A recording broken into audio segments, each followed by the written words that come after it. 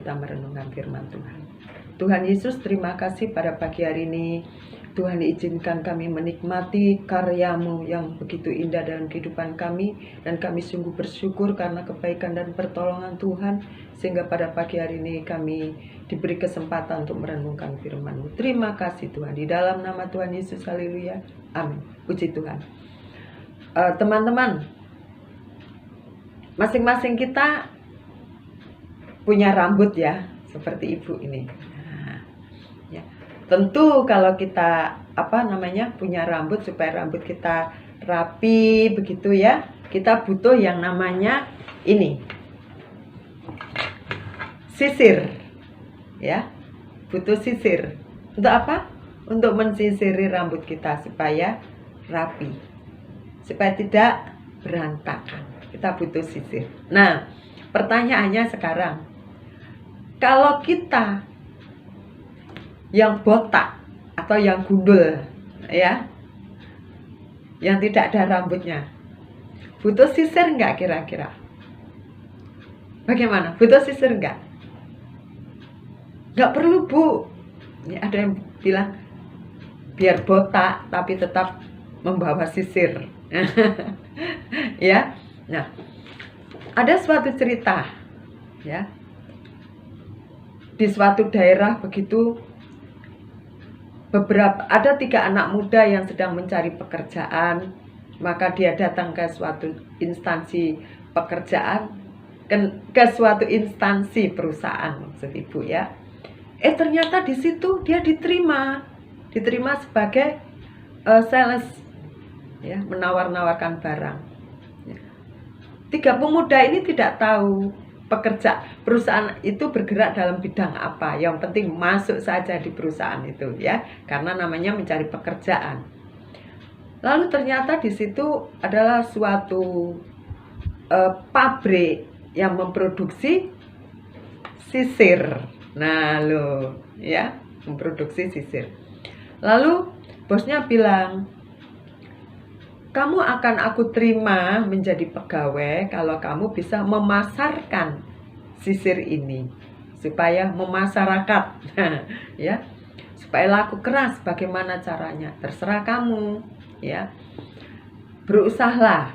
Nah, akhirnya 3 orang ini berangkat menawarkan sisirnya. Nah, kebetulan di daerah itu rata-rata orangnya rambutnya tipis alias botak ya, gundul. Lalu orang pertama, si A, menawarkan sisir ya, berjalan dari sana ke sini tawar. Sisir, Pak, ini sisirnya bagus. Selain bisa untuk menyisir rambut, bisa untuk garuk-garuk kalau darurat gitu ya. Nggak ada orang beli. Karena kan desa itu memang orang-orangnya rambutnya gundul, tidak ada rambutnya, alias botak. Kalaupun ada, cuma 1 senti, ya, tipis begitu. Jadi mereka rasa tidak perlu sisir. Nah, karena saking kasihannya, ya, Bapak Kepala Desa, maka dipanggil, Mas, saya mau beli sisirnya dong, hanya 1 saja. Ya, karena saya lihat masnya sudah mondar-mandir. Akhirnya dibeli sisirnya, laku 1, si A ini ya, pekerja si A. Lalu si pekerja B, sales B, berpikir, waduh, kalau di daerah itu, di desa itu cuma laku 1, berapa nanti keuntungannya?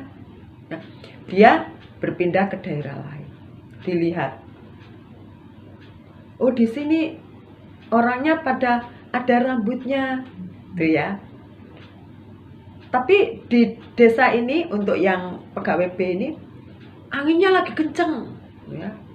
Anginnya lagi kencang itulah ya anginnya, sehingga rambutnya berantakan. Pasti dia memerlukan sisir untuk merapikan rambut. Maka ditawarkan, Pak, Bapak harus beli sisir saya untuk merapikan rambut.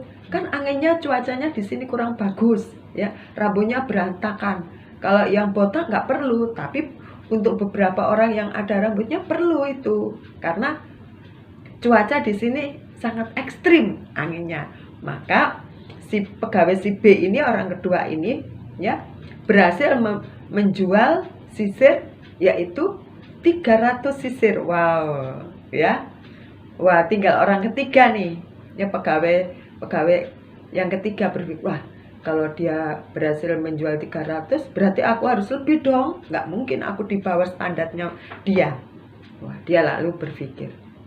Ya, berpikir, wow, iya. Maka dia datang ke suatu tempat, dia ditolak. Kami tidak butuh sisir kamu. Ya, kami sudah beli. Tapi pegawai yang ketiga, si C ini pintar. Dia bilang begini, Bapak Ibu, kalau membeli sisir saya ini, ya, ini bisa dipakai untuk aksesoris, untuk pernikahan, ya, untuk kawinan, acara-acara yang membutuhkan souvenir dipakai. Bagus ini Bu, kualitasnya, bahannya bagus, harganya juga murah kok, terjangkau. Wah, mikir-mikir juga, oh ya, daripada kita ke kota jauh, ini ada souvenir, kebetulan anaknya Pak Lurah mau menikah, ya udah souvenir. Sekarang itu kalau pernikahan pesta harus ada souvenirnya Bu, Pak, gitu ya. Oke lah, kalau begitu aku beli 2000 sisir, karena sebentar lagi anakku akan menikah, untuk souvenir. Maka orang ketiga, pegawai si C ini berhasil menjual sisir sebanyak 2000 sisir.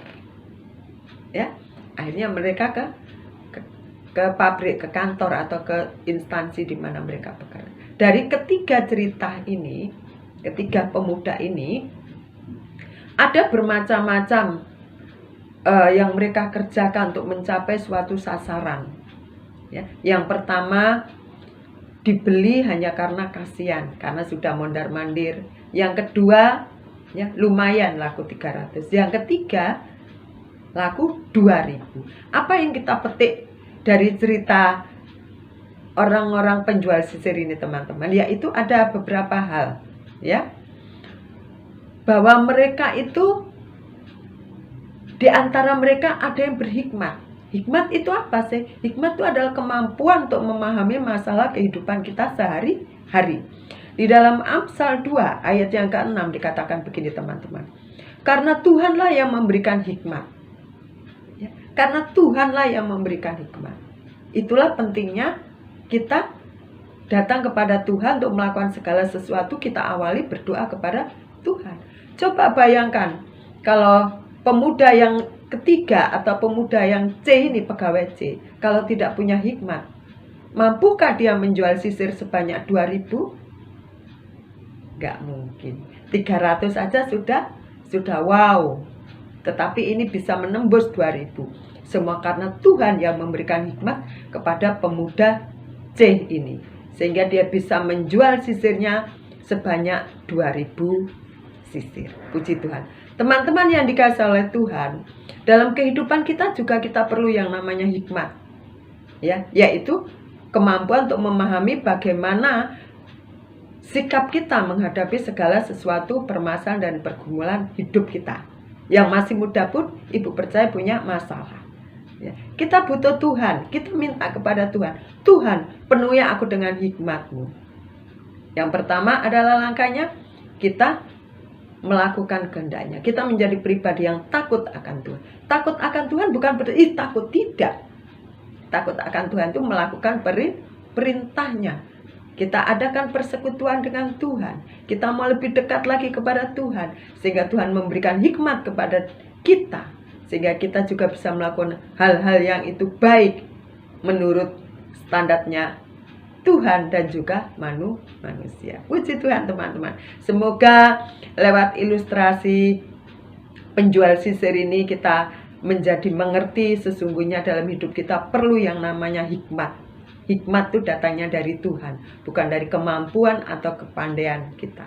Selamat pagi, Tuhan memberkati. Kiranya Tuhan terus menambahi hikmat marifat terhadap kita semua. Amin.